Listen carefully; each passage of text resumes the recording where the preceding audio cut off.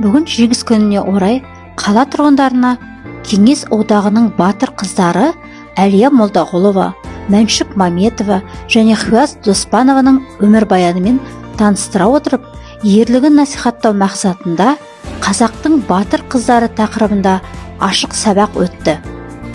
Тіл үйренушілер QR-код арқылы мәтінді ашу, бейнематериалды көру арқылы жаңа ақпаратпен танысса, Wordwall, Learning Apps қосымшаларымен бірнеше қызықты тапсырмалар орындады. Сонымен қатар суреттер сөйлейді, пазл ойыны сабақты одан сайын жандандыра түсті. Тыңдаушылардың отанға деген сүйіспеншіліктерін ояту мақсатында «Жойылсын жалғыз сөз соғыс» деген деп аталатын әнді орындаудың сабаққа берер тәрбиелік мәні зор болды. Сабақтың қорытындысында бейбіт өмір тілеймін, ешқашан соғыс болмасын, бақытты өмір тілеймін деген сияқты ізгі тілектер айтылды.